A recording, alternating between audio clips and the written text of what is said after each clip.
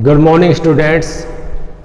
तो हमारा जो टॉपिक चल रहा था वो था विश्व की प्रमुख जनजातियाँ। तो अब तक हम दो जनजातियाँ जो हैं वो क्लियर कर चुके हैं। पहली एस्किमो जनजाति, दूसरी बुशमैन जनजाति, और जो अब जिस जनजाति पर हम डिस्कस करेंगे वो है हमारी भील जनजाति। तो देखिए, भील जनजाति पहले की दो क्लासों में हम भील जनजाति के बारे में, इनके जो निवास क्षेत्र हैं, शारीरिक विशेषताएं हैं, आर्थिक क्रियाकलाप के बारे में हम जो है आपसे चर्चा कर चुके हैं। तो आज का जो हमारा टॉपिक है भील जनजाति का समाज व संस्कृति, इनकी सामाजिक रीति रिवाज, मान्यताएं, रहन सहन क्या है। इसके अलावा जो हमारा इससे अगला जो टॉपिक होगा, अंतिम जो टॉपिक वो होगा आधुनिक संस्कृति के संपर्क में आने से भीलों के जीवन पर क्या प्रभाव पड़ा है। तो देखिए, हम शुरुआत करते हैं समाज व संस्कृति से।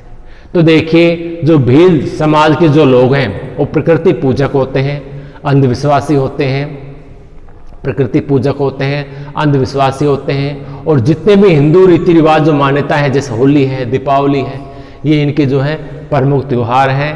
ये कृषि करते हैं और जिस औजारों से ये लोग कृषि करते हैं उन औजारों की क्या करते हैं, ये पूजा करते हैं, उनको पूजते हैं आदि जो है ये इनकी मान्यता है। इसके अलावा समाज में जो भील जनजाति के जो लोग हैं इनमें बहुपत्नी जो है प्रथा पाई जाती है। यानी जो भील है, चाहे वो वृद्ध हो यानी बूढ़ा हो या जवान हो, उसमें जो है उसकी पत्नी अवश्य पाई जाती है। ठीक है। इसके अलावा जो भील जनजाति जो लोग हैं वो बहुत ही जो है ईमानदार प्रवृत्ति के होते हैं। पहला हमने आपको बताया आजाद प्रवृत्ति के जो है ये लोग होते हैं। अब कुछ यहाँ पर जो है टॉपिक दिए गए हैं, तो टॉपिक को हम क्लियर करेंगे। पहला जो इनकी एक प्रथा है वो है दापा। तो देखिए, ये 1 नंबर का क्वेश्चन है, छोटा क्वेश्चन, ये पेपर में अक्सर आता है आपकी परीक्षाओं में। तो दापा क्या है? ये जो प्रथा होती है, मैं पहले आपको समझा देता हूं। इन्हें वर पक्ष की ओर से कन्या पक्ष की ओर दिए जाने वाला जो ऋण होता है, जो मूल्य होता है, यानी कन्या का जो मूल्य होता है, वर पक्ष की ओर से जो कन्या का जो मूल्य चुकाया जाता है वो क्या कहलाता है? दापा कहलाता है। ठीक है। वर पक्ष की ओर से कन्या का जो मूल्य चुकाया जाता है वो क्या कहलाता है? दापा कहलाता है। उसके अलावा इनकी एक प्रथा और है, ये पहली, उसके बाद है दूसरी।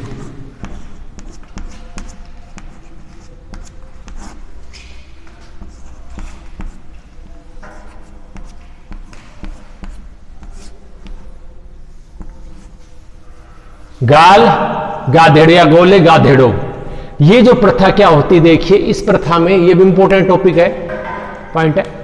इस प्रथा में क्या होता है कि कोई भी युवक अपनी बहादुरी, शूरवीरता दिखाकर अपनी पसंद की लड़की से जो है शादी करने का पात्र हो जाता है या कर सकता है। फिर से देखिए, गोल गाधेड़ प्रथा में क्या होता है? इस प्रथा में कोई भी जो युवक है अपनी बहादुरी, शूरवीरता का परिचय देकर अपनी पसंद की लड़की से वह शादी कर सकता है। वो क्या कहलाता है? गोल गाधेड़ कहलाता है। ठीक है। अब आता है इनका जो नृत्य क्या है, इनका भीलों का प्रमुख नृत्य कौन सा है। तो देखिए, भीलों का प्रमुख नृत्य है, प्रमुख नृत्य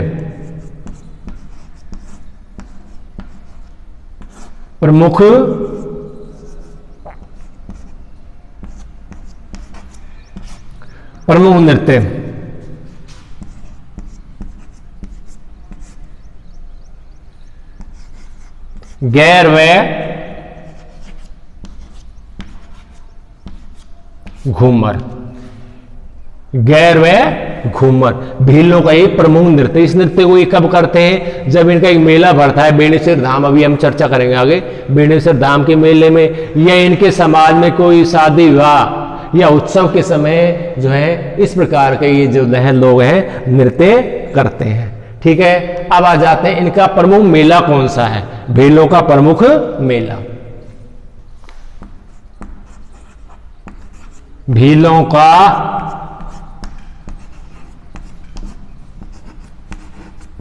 प्रमुख मेला। उस मेले का नाम है बेणेश्वर धाम का मेला।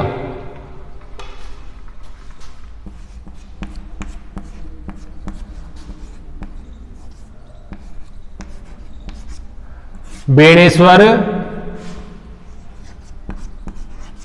धाम का मेला, याद रखना इंपॉर्टेंट है ये। भीलों का जो प्रमुख जो मेला है वो कौन सा है? बेणेश्वर धाम का मेला।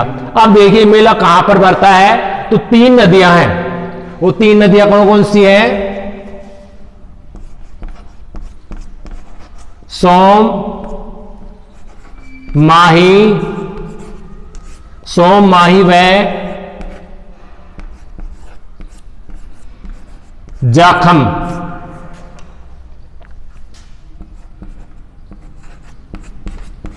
नदियों के संगम पर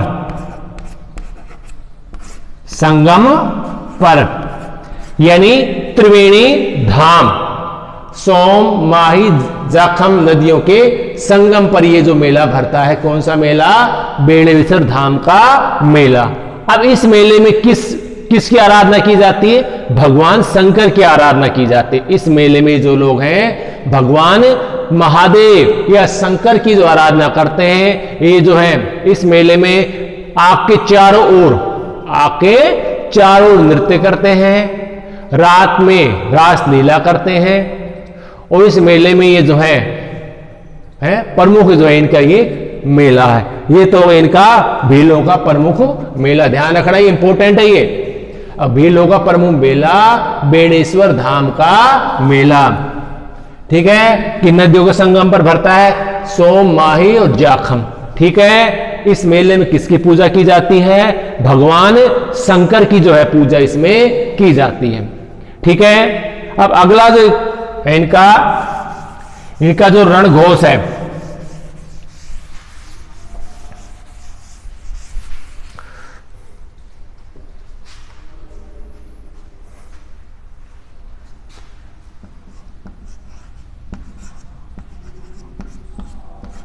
भीलों का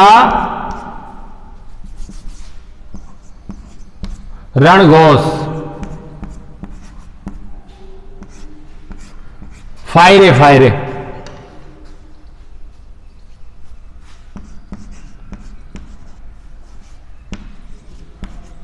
फायरे फायरे।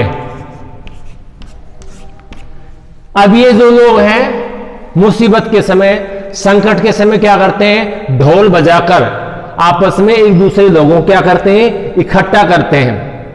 जो भील लोग हैं संकट के समय ढोल बजाकर आपस में एक दूसरे को इकट्ठा करते हैं। और इनका जो रणघोष है, ये इंपॉर्टेंट है, ये भी इस पार्ट में बहुत इंपॉर्टेंट क्वेश्चन आ रहे, छोटे छोटे, ध्यान रखना। तो इनका जो रणघोष कौन सा है? फायरे फायरे इनका रणघोष है। अब आ जाते हैं इनका जो मार्गदर्शक होता है या इनका जो राजा कौन होता है। तो कल हमने आपको बताया था छोटे गांव को फला कहते हैं और बड़ा जो गांव होता है उसे क्या कहते हैं? पाल। तो देखिए पाल,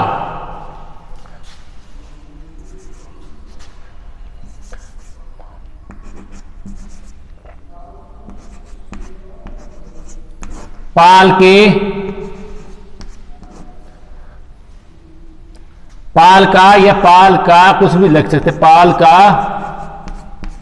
मार्ग दर्शक क्या कहलाता है? बोलावा कहलाता है। बोलावा यानी इनका एक मार्गदर्शक कह लो या इनका क्या कह लो? बोलावा है, राजा होता है। क्या होता है? इनका एक राजा होता है। छोटे गांव को फला और बड़े गांव का जो पाल का जो प्रमुख जो सर्वे सर्वा होता है, ठीक है, जो मार्गदर्शक होता है वो क्या कहलाता है? बोलावा, या उसे हम क्या कहते हैं? राजा कहते हैं। ठीक है, या हम इसे गमेती भी कह सकते हैं, राजा या गमेती, गमेती कहते हैं हम इसे। तो पूछ सकता है क्वेश्चन में, अब भीलों का जो मार्गदर्शक का क्या नाम है, बोलावा, राजा या गमेती। तो ये तो हमारा टॉपिक अब क्लियर हुआ, समाज व संस्कृति। अब अगला जो हमारा जो टॉपिक आता है, वो जो लास्ट टॉपिक है इसका, आधुनिक संस्कृति से संपर्क।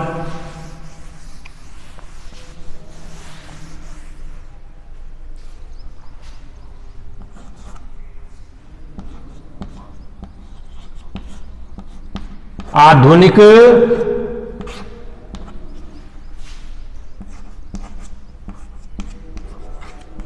संस्कृति, आधुनिक संस्कृति के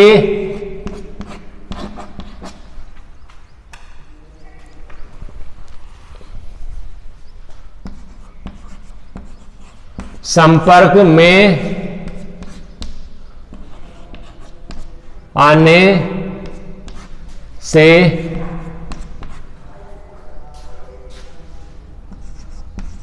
पड़ने वाला प्रभाव।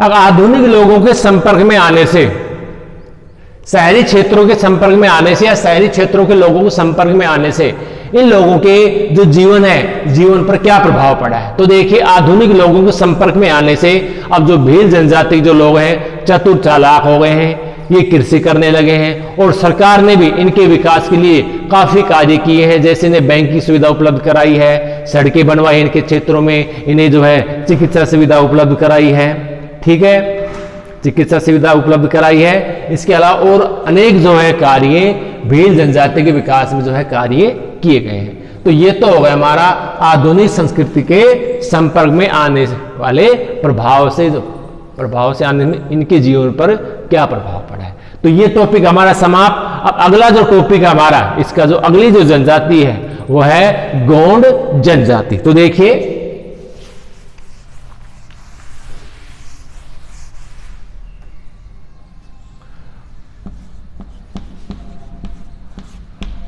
गौड़ जनजाति। तो देखिए, गौड़ जनजाति भारत की सबसे बड़ा जनजातीय समूह है। गौड़ जनजाति भारत का सबसे बड़ा जनजातीय समूह है और इनकी संख्या लगभग कितनी है? 1 करोड़। 1 करोड़ इनकी जो क्या है? संख्या है। अब देखिए, गौड़ लोग होते कौन हैं? तो आपको ये दक्षिणी भारत में या कह सकते हैं प्रायद्वीपीय भारत में ये जो लोग हैं पाए जाते हैं। गौड़ शब्द की उत्पत्ति खोंडा से हुई।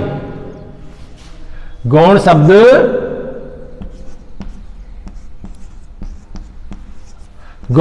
की उत्पत्ति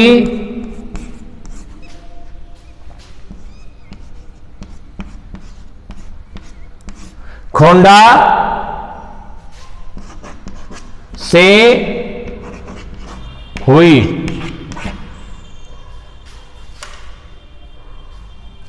जिसका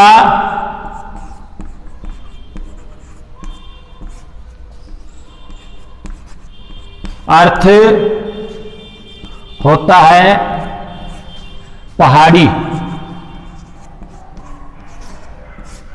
गौड़ शब्द की उत्पत्ति किससे हुई है? खोंडा से हुई है, जिसका तात्पर्य क्या होता है? पहाड़ी होता है। अर्थात ये लोग पहाड़ों में रहते हैं और पहाड़ों में 600 से लेकर 900 मीटर की जो ऊंचाई पर जो है ये लोग पहाड़ों में पाए जाते हैं या रहते हैं। और मैंने आपको बता दिया, अगर ये विश्व का सबसे बड़ा जनजातीय समूह, इसके अलावा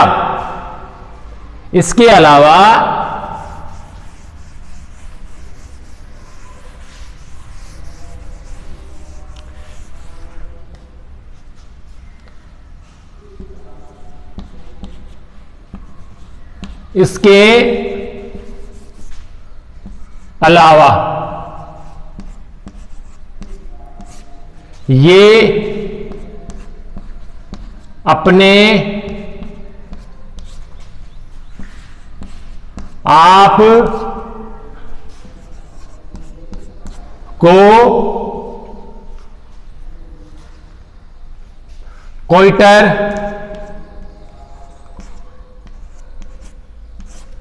अपने आप को कोइटर या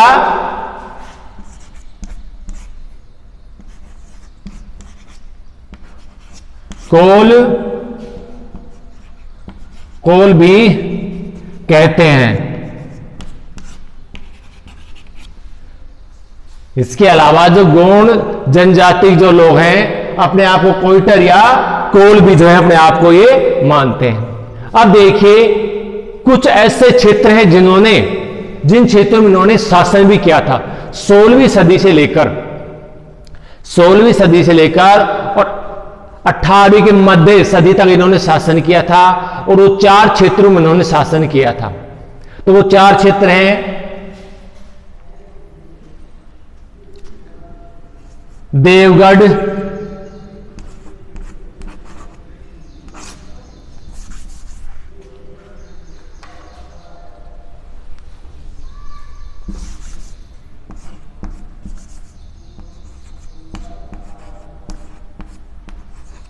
देवगढ़,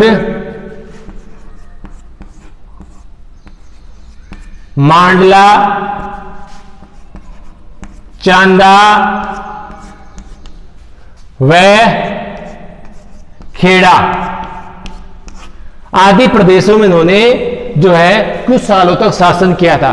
बाद में एक तरफ हाशिए पर चले गए। क्यों? क्योंकि जब मुगल आए तो पहले तो उन्होंने मुगलों ने इनको हराया, फिर अंग्रेजों ने इनको हराया और उसके बाद जो है मराठों ने इनकी जो सत्ता ही बिल्कुल समाप्त कर दी। तब से ये जो लोग हैं हाशिए पर चले गए हैं। तो आज के लिए इतना ही। वीडियो ज्यादा लंबा बढ़ जाएगा। जो चीज आपको समझ में नहीं आ रही मेरे से पूछ सकते हैं। धन्यवाद। Thank you.